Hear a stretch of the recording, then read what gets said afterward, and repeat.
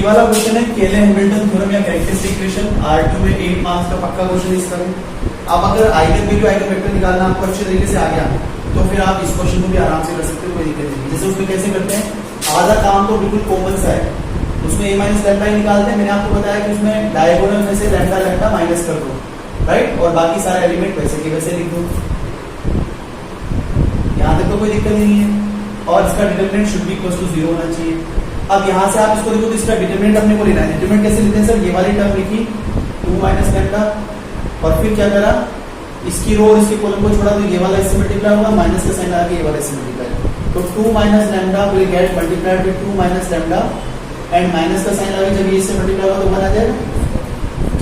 आगे देखो माइनस का 1, फिर इसकी रो और इसका कॉलम छोड़ा तो ये वाला एलिमेंट इससे मल्टीप्लाई होगा, मतलब -1 will get multiplied with 2 minus lambda and this one will get multiplied with this, तो एक को जब -1 से मल्टीप्लाई करोगे तो -1। ये वाला जो माइनस का साइन है, ये वाला जो माइनस का साइन है, ये हमेशा बीच में आता है। तीसरा वाला हो गया +1, अब इसकी रो और इसके कॉलम को छोड़ा तो ये इससे मल्टीप्लाई होगा तो 1, माइनस ये इससे मल्टीप्लाई होगा तो 2 माइनस लैम्डा इक्वल्स टू कितना लिखते हैं अपन, 0, ठीक है। अब इसमें आप ये देखो कि 2 माइनस लैम्डा तो आ ही गया, कोई दिक्कत ही नहीं है।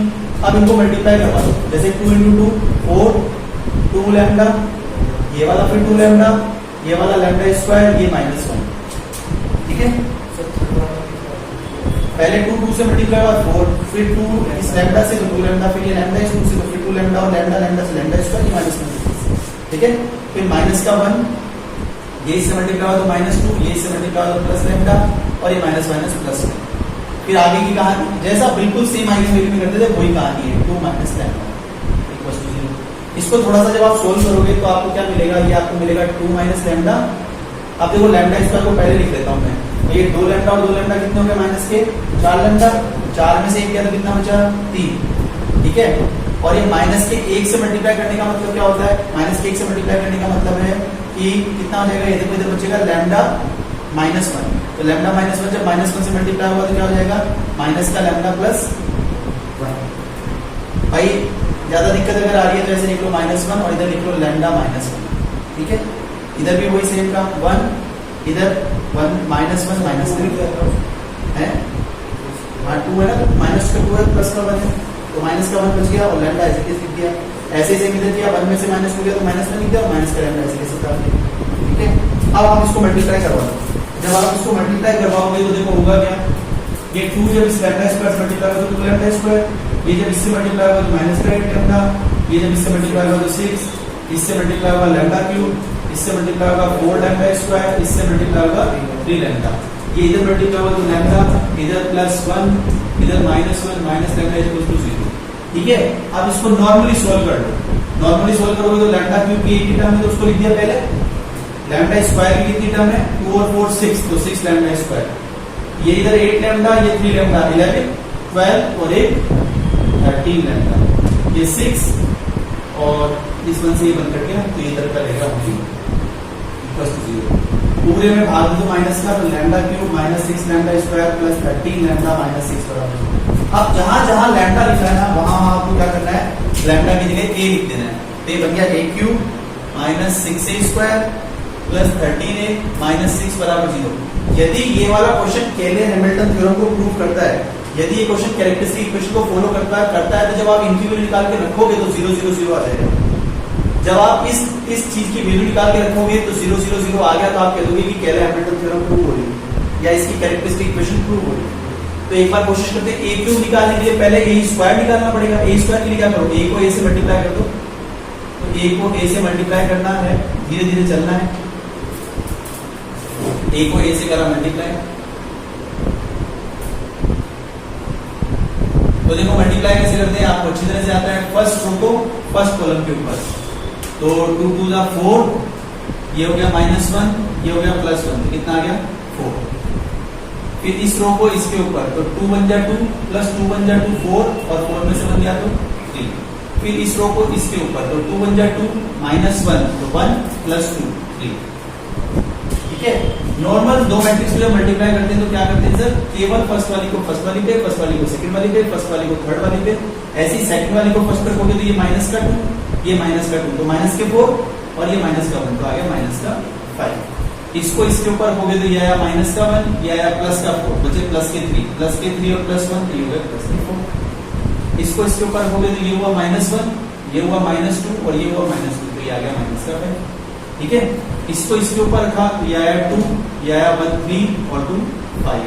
इसको इसके ऊपर रखा तो 1 -2 -2 तो ये आ गया -3 और इसके उसके ऊपर रखा तो 1 1 एंड 4 तो ये आ गया 6। जैसे आपने a स्क्वायर निकाला, अपने को वैल्यू डालने के लिए ये तो आपका a स्क्वायर है। जब आपको 6a स्क्वायर चाहिएगा तो आप क्या करोगे, इसके हर एलिमेंट को 6 से मल्टीप्लाई करा दोगे। 6 क्यों चाहिए सर, क्योंकि इस इक्वेशन में 6a स्क्वायर आ रहा है। तो 24 और 6 × 18 6 × 18 6 × 30 6 × 4 24 30 30 18 36 6a स्क्वायर आ गया। a क्यूब और चाहिए तो a क्यूब कब आएगा, a क्यूब तब आएगा जब आप a स्क्वायर को a से मल्टीप्लाई कराओगे। तो a स्क्वायर कितना है, ये रहा 4 - 5 5 3 4 - 3 3 - 5 6। ये तो आपका a स्क्वायर है और a कितना दे रखा है, ये क्वेश्चन में दिया हुआ होता है। ये 2 - 1 1 1 2 - 1 1 - 1 ये आपका वापस से मल्टीप्लाई कराने का वही तरीका। इसको इसके ऊपर रखा तो 4 3 8 8 - 3 5 और 5 और 3 वापस आ। फिर इसको इसके ऊपर रखा तो 4 1 4 3 2 6 तो 4 और 6 10 उसमें से 3 में 7। नॉर्मली जैसे नॉर्मली मैट्रिक्स मल्टीप्लाई करते हैं 4 1 4 -3 बचा 1 और 1 और 6 7। फिर इसको इसके ऊपर रखा तो -10 -4 -14 और -5 -3। इसको इसके ऊपर रखा तो -5 और 8 प्लस के तो प्लस के 3 और प्लस के 5 तो प्लस के 8। फिर इसको इसके ऊपर रखा तो -5 -4 -10 तो माइनस के 9। इसको फिर इसके ऊपर रखा तो 5 दूनी 10 10 और प्लस 3 13 13 और 6 19।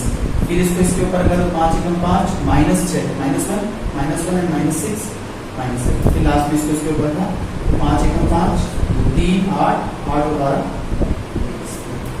अब आपके पास में सारी वैल्यूज आ चुकी है। अब आप उठाओ put in equation 1 put in equation 1।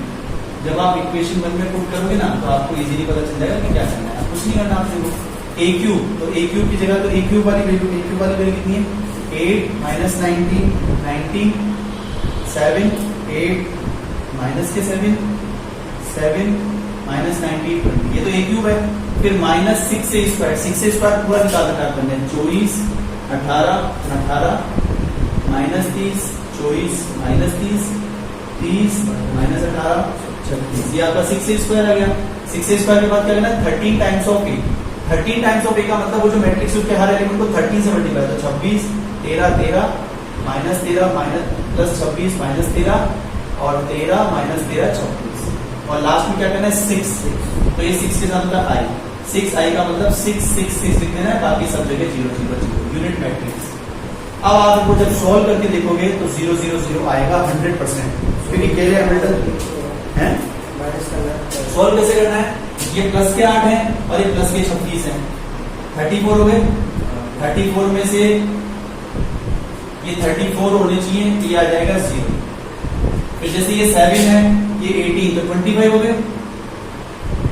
नहीं सॉरी 13 और 7 20 में से वो 18 गया।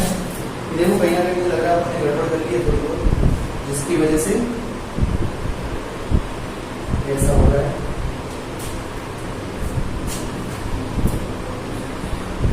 ये 0 0 0 आना चाहिए था। अच्छा एक्चुअली 11 ए आता है। एक्चुअली कितना आता है 11 ए। ये 13 की जगह 11 आता है। 11 का मतलब अपन ने कहाँ गड़बड़ कर लिया, देखो 8 और 3 कितने होते हैं 11 लैम्डा, मतलब अपन यहाँ गलती कर दी। ये आएगा 11 लैम्डा, तो 11 लैम्डा आएगा तो यहाँ पे 11 ए हो जाएगा। 11 ए हो जाएगा तो यहाँ पर हर एलिमेंट को 11 से मल्टीप्लाई करना है। तो 11 दूनी 22 11 एकम 11 11 एकम 11 ये 22 ये 11 ये 11 ये 11 और ये 22। अब आप देखो 8 मतलब 22 और 8 30 और 24 और 36 0 7 और 11 18 18 में से 18 गया 0 7 और 11 18 18 में से 18 गया 0। ऐसे करके आप किसी भी एलिमेंट को चेक कर लो 0 0 0 किसी भी एलिमेंट को चेक कर लो, साइन देखना है बस। और लास्ट में क्या करना होता है, लास्ट में एक चीज और बोली थी, यदि ये इसको फॉलो करता है तो ए इनवर्स निकालो। ए इनवर्स कैसे निकालें, यहाँ से देखो आप a cube minus 6a square plus 11a minus 6i बराबर 0 आ रहा है, सब पता देखा। तो आप क्या करो, 6i को उधर ले जाओ, तो a cube minus 6a square plus 11a बराबर 6i, इसको पूरे को a इनवर्स से मल्टीप्लाई करा दो, a इनवर्स से मल्टीप्लाई करा दो, तो a इनवर्स से मल्टीप्लाई होगा तो स्क्वायर रह जाएगा, ये रह जाएगा केवल 6a स्क्वायर, अच्छा ये स्क्वायर, ये रह जाएगा केवल 6a, ये रह जाएगा ओनली 11i और ये रह जाएगा 6, और i जब a इनवर्स से मल्टीप्लाई होगा तो बन जाएगा a इनवर्स। ठीक है, आपके पास में सारी वैल्यू है, a स्क्वायर भी, 6a भी और 11i भी, उनको इस तरीके मैट्रिक्स में रखो और 1/6 कर देना, वहां से हाँ बस। ठीक है, आप इनमें a स्क्वायर की वैल्यू रखो, a की वैल्यू रखो, 11i की वैल्यू रखो, उसको सोल्व कर लो, जो भी आता है उसमें 1/6 का भाग कर देना, आपका इनवर्स है। ठीक है, एक पक्का क्वेश्चन है 8 नंबर का, और आपने अच्छी तरह से लिखा। अगर आपको आइगन वैल्यू आइगन वेक्टर निकालना था तो आइगन वैल्यू की तरह ही यहाँ तक तो क्वेश्चन आइगन वैल्यू की तरह है, उसके बाद में नॉर्मल मैट्रिक्स को मल्टीप्लाई करना है और इसके अंदर अरेंज करना है। जैसे आप अरेंज करोगे तो 0 0 0 ऑटोमेटिकली आ जाएगा। अगर वो केले हैमिल्टन का क्वेश्चन दे रहा है, बोल रहा है प्रूव दैट केले हैमिल्टन थ्योरम प्रूव हो रही है, इसका मतलब वो 0 0 आए या ना आए, वो 0 0 आना चाहिए, तो आपको लिख देना 0 0 0, कोई दिक्कत नहीं। उसके बाद में a क्यूब जो भी आपकी इक्वेशन आती है उसको दोबारा लिखो, पूरे को इनवर्स से मल्टीप्लाई करो, फिर इसकी वैल्यू रखो और आपका आंसर क्लियर है। पक्का क्वेश्चन है 8 मार्क का, आइगन वैल्यू ये क्वेश्चन दोनों मिलके आए तो 16 मार्क का हो गया, आप वहीं पास हो जाओगे। और अगर मान लो अलग अलग तरफ आया तो जिस तरफ आपको कन्वीनियंट लगता है उस तरफ, ठीक है, लिख लो।